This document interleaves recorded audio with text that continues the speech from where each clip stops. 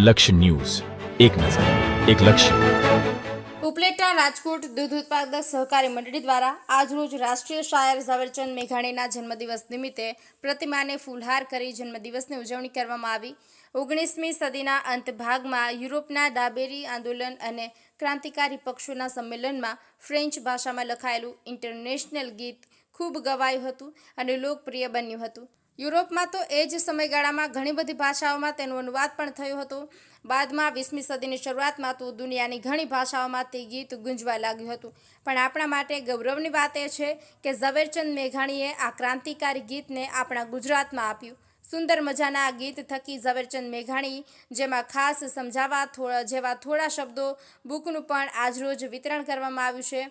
જાગો જગના ક્ષુધાર્થ જાગો, દુર્બલ અશક્ત ઇન્સાફી તખ્ત પર કરાલ કાલ જાગે, દેવા દુષ્ટોને દંડ ઘૂર કાલ જાગે, ઇન્સાફી તખ્ત પર કરાલ કાલ જાગે, દેવા પાપીને દંડ ઘૂર કાલ જાગે. આવા જ ગીતોથી ઝવેરચંદ મેઘાણી આપણને ઘણું બધું જણાવી ગયા હતા, જેને લઈને આજ સુધી તેઓને કોઈ ભૂલી શક્યું નથી અને હજુ પણ કાયમ માટે તેઓ યાદગાર બની રહેશે. આવા સશક્ત અને આંતરરાષ્ટ્રીય શાયર ઝવેરચંદ મેઘાણીના જન્મદિવસ નિમિત્તે ઠેર ઠેર ઉજવણીઓ કરવામાં આવે છે.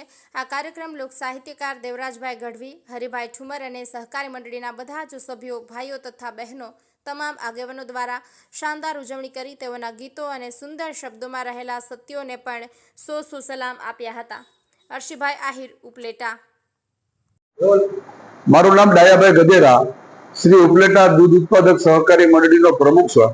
અમારી મંડળી દ્વારા આજ રોજ રાષ્ટ્રીય શાયર ઝવેરચંદ મેઘાણીજીના જન્મદિવસ પ્રસંગે દૂધ ઉત્પાદક પશુપાલક ભાઈઓનો એક કાર્યક્રમ રાખવામાં આવ્યો હતો. આ કાર્યક્રમમાં મેઘાણી રચિત જે કઈ સાહિત્ય છે એ સાહિત્યની પુસ્તિકાઓ અર્પણ કરવાનો પણ કાર્યક્રમ રાખવામાં આવ્યો હતો. એટલા માટે જરૂરી છે કે મેઘાણીજીએ જેને જન કવિ કહેવાય, લોક સાહિત્યકાર કહેવાય, એવા પ્રકારનું એમનું સાહિત્ય આજે લોકોને માટે બહુ ઉપયોગી સાબિત થાય એવા પ્રકારનું સાહિત્યની રચના કરી છે અને એ સાહિત્ય જનતા સુધી પહોંચે અને જનતા એને પોતાના જીવનમાં ઉતારે તો આવનારી પેઢી માટે અને પોતાના વિચારો માટે અતિ જરૂરી છે. એટલે મેઘાણીજી એ વર્તમાન સમયના જે કઈ સાહિત્ય એમનું છે એ સાહિત્ય જ્યાં સુધી જનતા જીવિત રહેશે, ગુજરાતી ભાષા જીવિત રહેશે, ત્યાં સુધી તેમનું આ અમર સાહિત્ય લોકો સુધી પહોંચતું રહેશે અને લોકો એને વાંચતા રહેશે અને એ સાહિત્યમાંથી લોકો પ્રેરણા પણ લેશે.